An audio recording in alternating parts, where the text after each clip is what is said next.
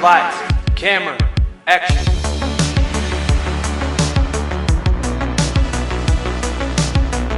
Hello, everybody. Hi.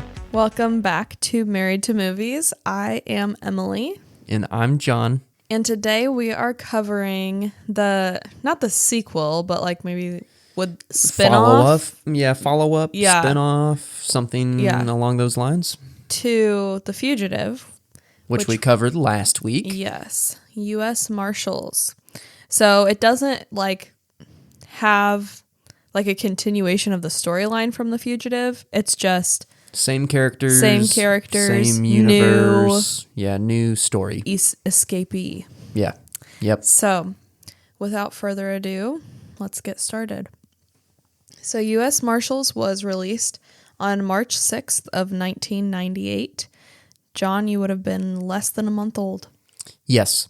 It was a good year for the world as I was brought into it. And that's all I have to say about that. All right. This movie was directed by Stuart Baird. It is starring Tommy Lee Jones, Wesley Snipes, Robert Downey Jr., Irene Jacob, Kate Nelligan, Thomas Mills Wood, Joe Pantoliano, Daniel Roebuck, and LaTanya Richardson Jackson. Star-studded cast. Yes, truly. And just taking a moment to pause here. This is our third movie this season covering a film that Joe Pantoliano stars in. This season? This season, because you're right. Because we started Memento. with Memento. Yep, you're right. That was the first movie, and then obviously last week we did The Fugitive, and now US Marshals. He's a great actor. He is. He's solid. I think that he plays his character in The Fugitive and US Marshals very well. Yes, I would agree. I did not like him in Memento, but that means either. he played him well. Yes. This movie was distributed by Warner Bros. It has a runtime of 2 hours and 11 minutes. It is rated PG-13.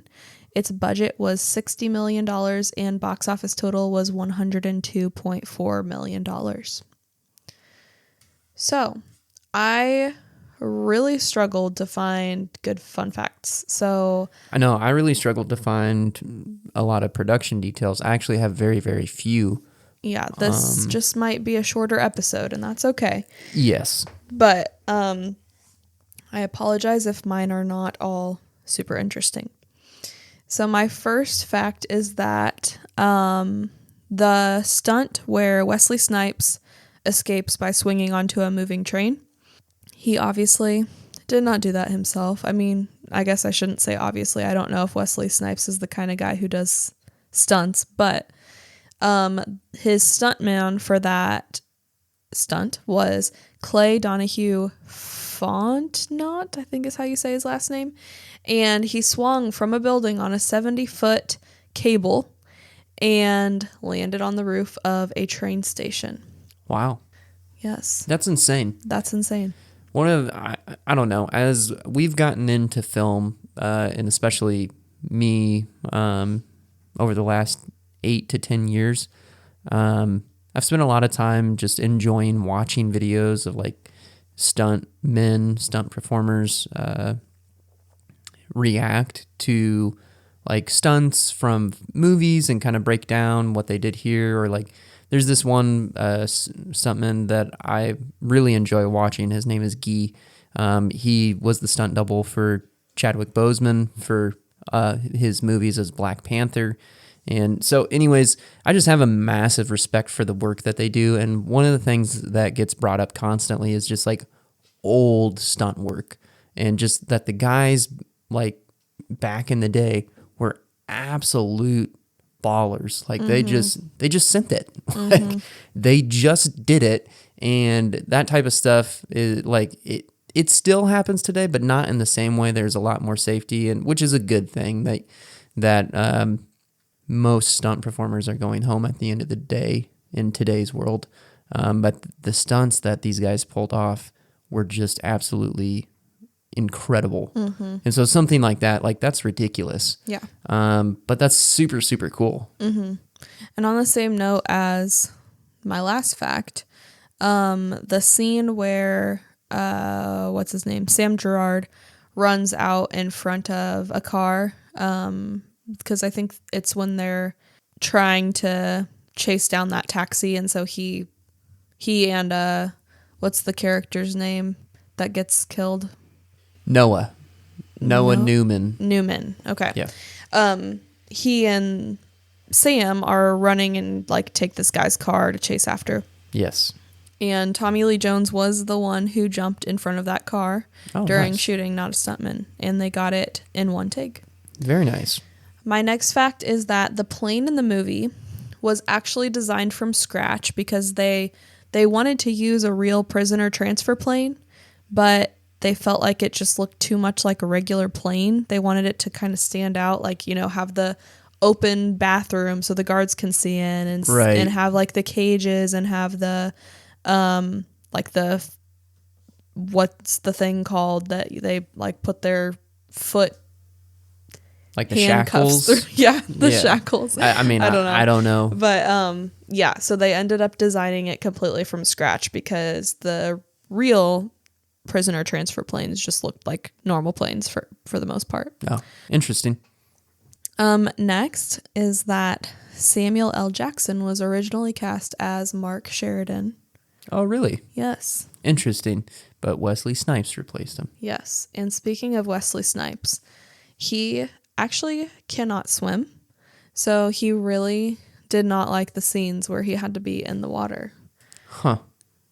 Which, that's always so interesting to me, like learning about people who can't swim. Yeah. I don't know. It's kind of a foreign concept since we both know how to swim. Yeah. But I just can't imagine like all those summer breaks, like, you know, not swimming in the pool and. Very true. I don't know. But, I mean, there weren't like a ton of scenes where he had to be in the water. There's just the like one, the swamp scenes and like when he's in the boat and everything. Yeah. But. Yeah. Anyways. Also, all of the interiors of the US Marshals like offices were shot on the 20th floor of 444 North Michigan Avenue in Chicago, which was the same location that was used for shooting the interiors of the offices in The Fugitive. Oh, very nice. I like the continuity.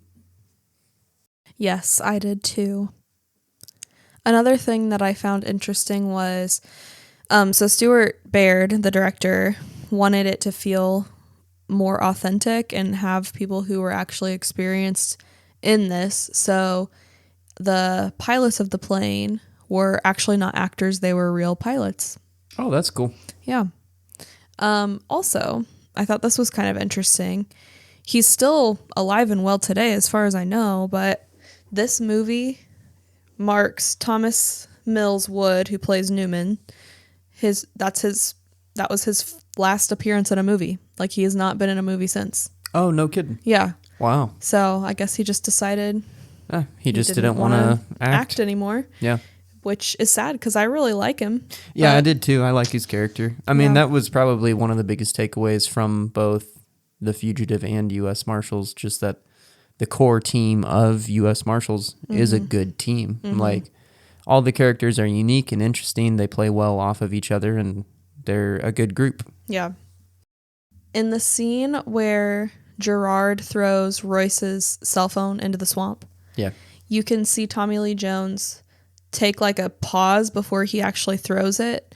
And it's because in a previous take, he accidentally hit an extra when he threw the phone without looking. So he paused to make sure that nobody was in the way. That is amazing. I love that. Can you imagine being on set and just nailing somebody with the cell phone? Oh my goodness.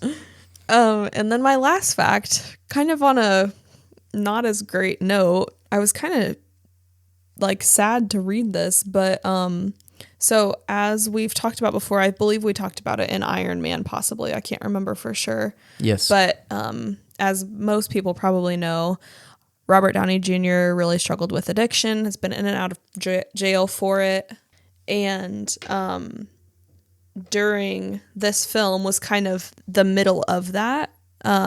So I looked it up and it said that he was struggling the most and like in and out of prison between, I believe it was 1996 and 2001, and this movie came out in 1998. So it was kind of like right in the middle there. So I don't know if this had any influence on what he said in this interview, but according to an interview I found, Robert Downey Jr. did not enjoy working on the production, and in an interview shortly after its release, he said about this movie, this is his quote, "It's possibly the worst action movie of all time, and that's just not good for the maintenance of a good spiritual condition. You've had a traumatic year. You've been practically suicidal. What do you think would be really healing for you? How about like 12 weeks of running around as Johnny Handgun? I think that if you talk to a spirit guide, they would say that'll kill you. I thought maybe there was something I was missing, and what I really needed to do was to be in one of those films that I love taking my kid to, but it wound up being really depressing. I'd rather wake up in jail for a TB test than have to wake up another morning knowing I'm going to the set of US Marshals." Yeah. That just doesn't sound like him. I know. And I thought the same thing. Unfortunately, I believe that through his self-induced trials, I guess, for lack of a better word, his struggles with addiction and everything else, that they were greatly humbling for him, and he got a lot of perspective. And who knows if that was a sober interview or not, and here or there, like, whatever, it doesn't matter. I think at the end of the day that's not the same person that he is today, and I think that would be true of all of us. We all learn and grow over time, and we make mistakes and so on and so forth. But yeah, I mean, that's really unfortunate. It almost sounded like something that Tony Stark would say. Yeah, I mean, yes. Yeah.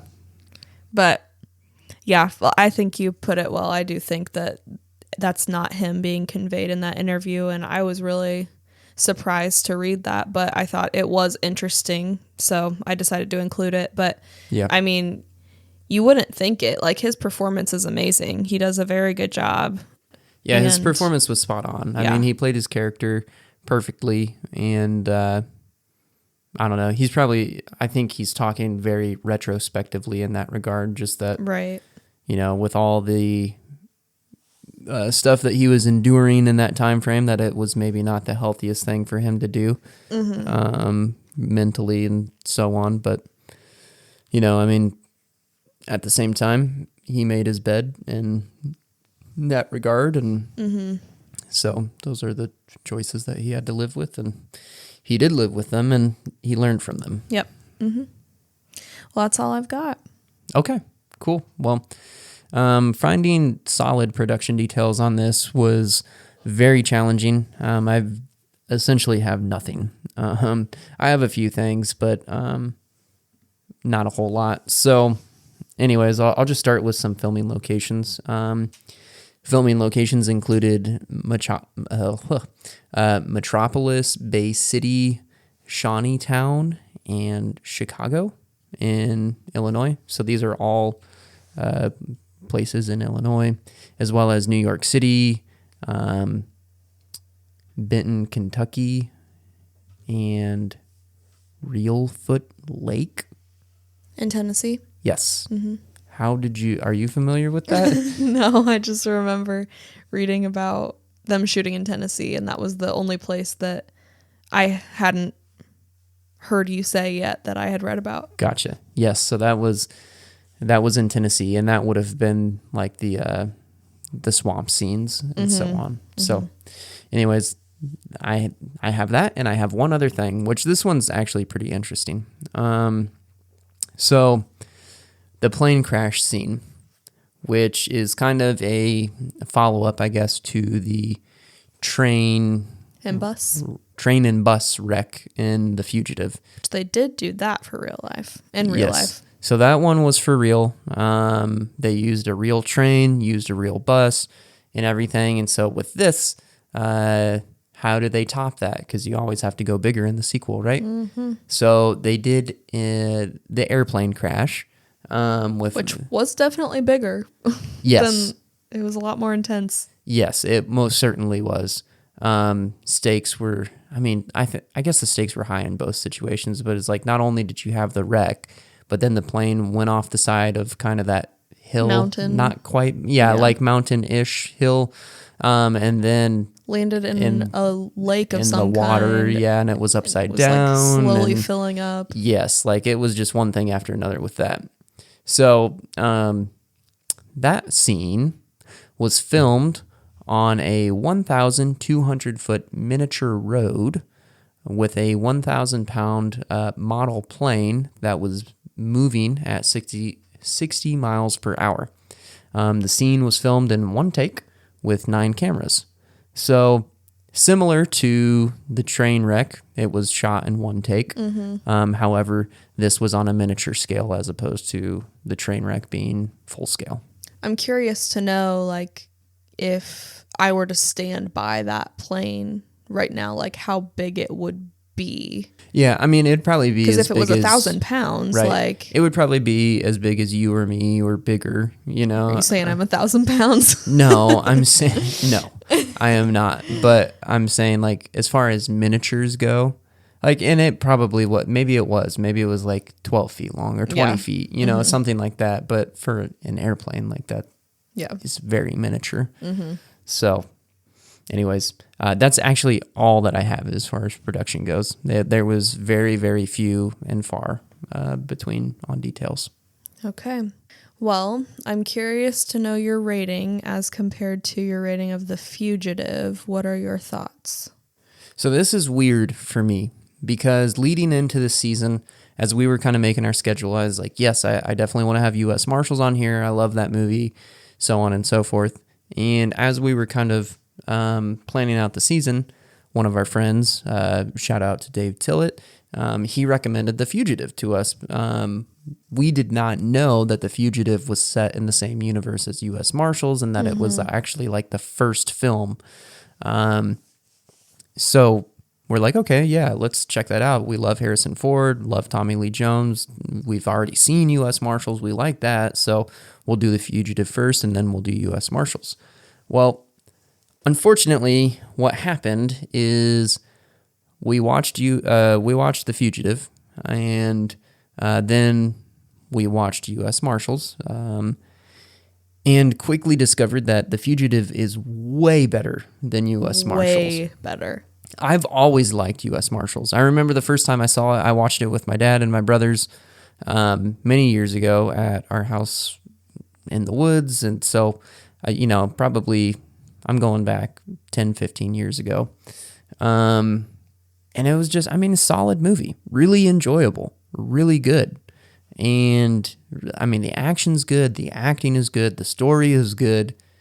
And so, like, I guess in that regard, it was nostalgic for me. And then I hadn't watched it for a long, long time. And I watched it, I don't know,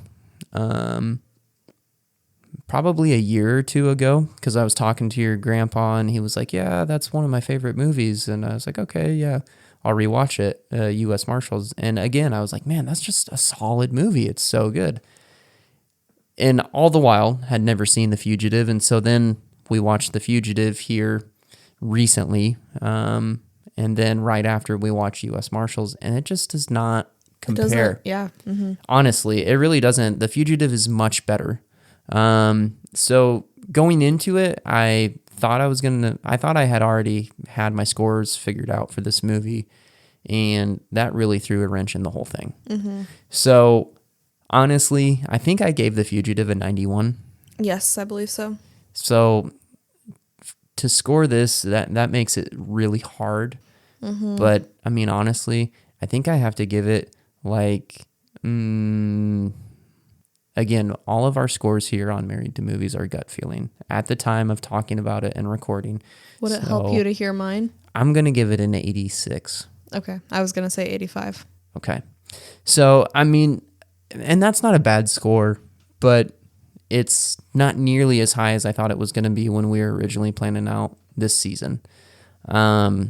So yes, I give it an 86. and it sounds like you are giving it an 85. Yes. I think a big reason for it too, not only like I just think The Fugitive, like the story I just liked better, and just a lot of the scenes I liked better, but I also felt like, and maybe you can speak to this some too and tell me what you think, I felt like this movie was almost too similar to The Fugitive. It felt like, especially at the beginning, like there were a lot of scenes I was like, okay, this just feels like they're taking The Fugitive and just changing it a little. Like, oh, instead of a bus crash, there's a plane crash. Oh, instead of the Harrison Ford character escaping, we have Wesley Snipes' character escaping. You know, like, right. And it just felt like when I was watching, because I've seen it before, like, probably, I think the first time I watched it was maybe 4 years ago, would you say? 4 or 5? The first it was time with you. You watched it with me was probably 2 years ago. Oh, really? Yeah. Well, time flies. So I have a horrible memory, so I didn't really remember much. I remembered bits and pieces, but when we just watched it the other night, like I was coming into it having just watched The Fugitive a week ago. And so I feel like if I had watched them farther apart, I probably wouldn't have made as many of those parallels, but yeah, it was just like almost too similar for my liking. Yeah, I would agree. And maybe we're doing like the movie a disservice in that regard, but also like I think that maybe not. It's definitely skewing our perspective, having watched it and having The Fugitive fresh in our mind. But that's probably a good thing. I would agree 100% with everything you said. It felt like recycled material in certain regards. And I don't know. I don't know that I even had as much of a problem with that. I think that The Fugitive just really overshadowed this film. Mm-hmm. That it was just maybe the biggest difference being that from the get-go with The Fugitive, you know that Richard Kimball is innocent. Mm-hmm. And so that story gets you invested in the sense that it's like, okay, we as an audience know he didn't do it, but he's been convicted. So how in the world is he going to prove that he's innocent? Mm-hmm. Because like everything's stacked against him. Right. So you get invested emotionally and you're on this roller coaster ride with him, but then the US Marshals come in. And yes, like Tommy Lee Jones' character comes in and he's blunt, he's brash, he's, kind of coarse. But he's also like, he's likable, right? Because he's like got good comedic timing. He's got kind of that dry pan, sarcastic delivery, which is like his comedic timing is very much on point. He's got this ragtag team of other U.S. Marshals who all like they adore him. They're very loyal to him. They all play well off of each other. And so then you get this interesting dynamic of following Richard Kimball's story and him being innocent and trying to understand what's going to happen there. But then you have this other group of people that, like, as characters, they're likable. They're enjoyable to watch. And they're trying to get this guy that you know didn't do anything wrong. Right. So then you get this, like, really interesting dynamic playing out for the whole film of, like, okay, well, how's this going to happen and this and that? And then eventually you start to see Sam Gerard's wheels turning and that he's making the connections and seeing, hey, this guy is innocent. And I'm going to keep moving forward and I'm going to put the whole puzzle together. Mm-hmm. And so then it's like, then you get on board with him too. And it ultimately culminates in this really nice payoff. Like, yeah. And it's just solid. So then here you start with Mark Sheridan. Yes. I know it's Sheridan. Okay, Mark. So you start with Mark Sheridan, who, I mean, his introduction is good. He's likable. He's a nice guy. But you really don't know what to make of him. And then especially as the story starts to develop, you're led to believe that, hey, he's this like he actually is killer. Guilty. Mm-hmm. Yeah. And so then like, okay, we're really just here for the US Marshals and this is their story and we're going to be on their team, and they're going to go get this guy. And then it kind of gets into this complicated thing because there's actually a lot of, there's like been some cover-ups. There's been some, what's the right word here that I'm looking for? They try to pin all this on Mark, but it was actually them. They use him as a scapegoat. I don't know what the right word is that I'm looking for here, but so that you've got this whole like kind of crazy situation like going they set him on, up? and yeah, there's a setup. Yes, Yeah. that's a good word. Thank you. So you've got that going on, and then like there's this whole like thing with the selling secrets to the Chinese government, and like it becomes really complicated. And then you eventually find out that it's Robert Downey Jr.'s character who's trying to pin everything on Mark, and then he's trying to kill him, and da-da-da-da-da. And I think that the movie itself is not bad. Like, it's a good movie. It's enjoyable. The action is solid. I think maybe what separates this movie from The Fugitive is that it almost feels like the movie's 100 miles an hour for almost the entire film. Yeah, Like, for sure. it's just action sequence after action sequence after action sequence. And that, like, I'm not complaining about that. All of the action sequences were executed very well. And it was enjoyable to watch a multitude of things that they had. But I don't know. I mean, maybe I think the best thing that this movie has going for it is the twist. Yes, I agree completely. And that's maybe what makes this movie not stand out quite as well as The Fugitive, because The Fugitive, the best thing that it has going, I mean, yes, there is a twist, but I don't feel like the twist is the ultimate payoff in it. I feel like the Richard Kimball earning his innocence is the ultimate payoff, which you kind of have that going for Mark Sheridan too, but like you're not rooting for him because you don't know that he's innocent. Right. And sure, that's like an interesting plot device because it does kind of distinguish the two movies. Whereas like in the first one, you know he's innocent right off the bat. Here, you're not really sure, and like you don't know what's going on. Right. And then you start to learn like, oh, he was a Black Ops guy and all this and that and whatever. And then, but like even when you find that out, everything that you're led to believe as an audience member is that like, oh, well, he was just doing dirty work for them, and then he got sick of it and he killed some of their agents. Like, it doesn't change anything there. And it's really, I mean, it's not until maybe the last 40 minutes of the movie that you get the twist and you're like, oh, wow, okay, he's actually innocent. And then very shortly after that is when Robert Downey Jr.'s character kills Noah. And then by then, like, you're well into the third act. So there's not a lot of time that you get to sit with that. And I don't know, like, I think the being able to root for Richard Kimball the whole time and seeing and trying to understand how that plays out makes a big difference in why that movie stands out more. Right. Yeah. I would agree. I think that is one thing that I do. I don't know if I would say I like this part more than The Fugitive, but I distinctly remember the first time I watched this, like when, is it Royce? Is that his name?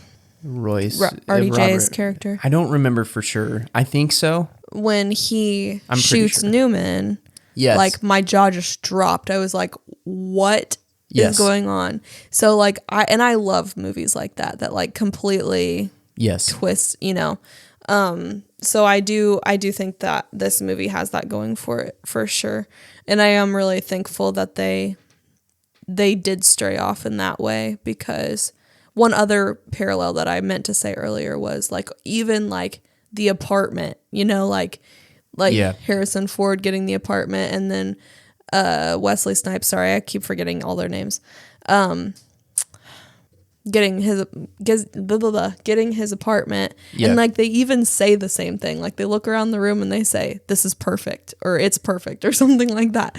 Like it's just that it was just a little too much for me. But I do really like that they, in US Marshals, like yes, Mark Sheridan was innocent, just like what's Harrison Ford's character's name? Why can't I think of it? Richard Kimball. Thank you, Richard Kimball. Just like his character was innocent. But I don't know. I like that they took it in a different direction, because otherwise I think my score would be much, much lower. Yeah. If it was just kind of a repeat, like, oh, this guy's innocent and he's wrongly arrested and blah, blah, blah. Right. So, yeah, just to, I guess, reiterate everything you just said. Yeah. I would agree. Do you have any favorite scenes? I don't know that these would be like favorite scenes necessarily, but the plane crash is like, I like how intense it is and high stakes. Yeah. And just like, you know, like you think it's the end and then it's not, you know, because like they land and, you know, we're good. But then they start crashing into the telephone lines and then like start catching fire and then roll down the side of a cliff, and then you're in a lake and you're upside down and all these prisoners are like shackled to the plane, and you know, like I really like the intensity of that scene. I don't know, that'd be one of my favorite scenes, but it was cool. I also like when we're first introduced to RDJ's character. Yeah. Just because he seems like kind of I don't know, you don't really know what to make of him. Like, right, yeah. So I like that. And I also, even though like I really liked his character all throughout the movie, and I hated that it turns out that he was like a bad guy. Right. Like I do, like I said earlier, I really do like that twist. I hate that Newman had to die for it, but yes, I do like that they had it go that direction. And then this is probably one of my favorite scenes, when at the end of the movie, Sam and Royce are in the hospital and you see Sam start to piece together, oh, like, right, you're the one who killed Newman and you're the reason for all of this, basically. Yeah. I like how you can see his wheels turning, and you see like Royce's gun and with the serial number filed off, and you know how all of a sudden Sam's like this super friendly, like, I'm gonna go get some coffee, right. you know, like, yeah. And then when Royce like tells the police officer to take something to evidence, like, I've got it here, you know. Yeah. And then it all goes down. So yeah, I do really like that whole sequence. Yeah, and I like the little details too that were used as plot devices, like, you know, the very beginning of the film, Gerard tells Royce, get rid of that nickel-plated sissy gun, or something along those lines. And to get a backup weapon. Right, exactly.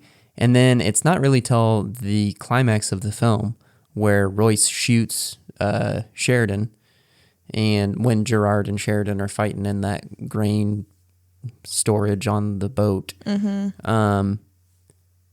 it's not there, or it's not until then that you notice that he actually has a different gun. And then, you know, everything plays out from there. But I guess just the attention to detail in that scene, that like he has a Glock, and that you can see that if you pay attention, you can see that Gerard picks up on it there. And I just really appreciate that. I think it's done really well. And yeah, I think that was a good plot device, that it was executed in an important way, that it's not just a throwaway detail, you know, that everything sort of matters. So I appreciate that. Yeah. I don't know that I can think of any other scenes off the top of my head right now that are some of my favorites, but yeah, I think too, I don't know. I'm trying to think of some of my favorite scenes, and there's a handful. One of the things that keeps coming back to my mind is I do really like the relationship between Mark and his girlfriend. Oh yeah, I do too. I just thought it was like, it played out well. I thought they had good chemistry, and you know, there's not anything specifically that I would point to, Yeah. But- I like, when they're trying to escape and he's like telling her that he won't leave without her and like that kind of thing too. I liked that scene. Yeah, I thought it was good. And one thing, like, I guess one scene that does stick out to me in my mind is when Royce and Cosmo are stuck in traffic and like everything's going down at the funeral. Which, by the way, Wesley Snipes looks pretty good with long hair. I will say that. He looks sharp with the mustache, kind of goatee, and the long hair and shades. But anyways, that whole thing is going down at the cemetery, and there's that guy from like the Chinese consulate or whatever. He's there and he's shooting, and Cosmo and Royce are trying to get there, and then they finally get there, and it's when Sheridan is escaping, and so they like pull in and they hit the e-brake and they like slide the truck, and then he T-bones right into him. Just that whole sequence, like, I don't know, that one sticks out to me as one that's like, man, that was intense. They got there just in time and cut him off from getting away. And anyways, I liked that. Sorry, go ahead. I was just gonna say, this isn't necessarily a scene, but I also like how, because like you said before, just how we don't really know if Wesley Snipes' character is innocent or not until way further into the film. I like how, at least for me, I don't know if this was your experience, but I kind of went back and forth with, okay, is this guy like a huge liar or is he actually innocent? Because, when he would call his girlfriend and say, you can't believe any of this stuff that they're saying about me. Like, I would never lie to you, like, blah, blah, blah, blah. Like, at the beginning, I'm kind of feeling like, okay, this guy's like a turd. Like, he is like, he's just playing her. Just, yeah. But then as the film goes on, like, he's got a lot of really likable moments, even though like you're still trying to figure out like if he actually killed people. Like, for instance, like the scene where they're trying to escape and he's trying to help her up. Like that, maybe it just went over my head. I don't think we knew for sure yet, right? If he was, we had a pretty good idea. We kind of knew because the one guy that he was beating inside the funeral chapel or whatever, told him like, well, we had depended on somebody. So I do remember that now. You pretty well knew, but you didn't know who else was involved. So, well, even still, like that scene really makes you root for him more too, I think. Or at least, but you can say what you're going to say. That was all I had. Oh, okay. I actually kind of lost my train of thought. I had something and I'm not 100% sure now. No, you're fine. I do think that one of the things that I don't know, I've kind of gone back and forth on it, but I think I really do like it, is that Sam Gerard isn't really sure how he feels about Sheridan the whole time. Like, that Gerard is going to do his job. Like, you can see that that's his directive. He's going to accomplish the mission, which is get the fugitive back from the beginning of the film when everything starts. But even in like a small moment where Gerard sees Sheridan breaking out of his cuffs, because he looks right at him and he's like, where are you going? And he's like, nowhere. Like, they kind of have that exchange. And he's like, okay, good. Hold this flashlight for me. And, I guess maybe that's not a great instance, but shortly thereafter, when Sheridan is holding Royce hostage and he shoots Sam. Sam makes the comment that he's like, if he wanted me dead, he wouldn't have shot me in the vest. He would have shot me in the head. Right. Like, I have a feeling that this guy doesn't miss or something like that. And anyways, like, not too long after that, he makes the comment again that like this guy keeps intentionally missing shots that he could have made or something to that effect, saying that like, hey, this guy is like, he's not trying to hurt us. Right. And so anyways, I just thought that was a good, maybe it points more to the fact that Gerard is a good detective. Like and I don't think he's purely a detective. Obviously, he's a US Marshal, but like he's good at his job. He pays attention to the details. He doesn't let the little things by, and he puts things together. Like he's constantly trying to figure things out. So I like that. That's a little detail that you can pick up and enjoy. Yeah. About his character. But I think that's honestly about all I have. Same here. I think that having Robert Downey Jr. be the plot twist is ultimately what makes this movie memorable, and it makes for a good movie. Not a great movie, but a good movie. And it's definitely enjoyable. But he plays the villain well in the movie. He seems very desperate, and like it's very believable in how it comes off. Yeah. So kudos to Robert Downey Jr. on that one. Yes. Okay. Well, that does it for this episode. Thank you guys for joining us. We had a lot of fun covering this one. It's cool to kind of sit with the same characters for a few episodes. We don't do that too often, so it was good to be able to do that again. And we are doing a good genre shift here. This movie and the last one have kind of been gritty thrillers, action, movies. We are moving to science fiction, very much science fiction, which we like sci-fi around here.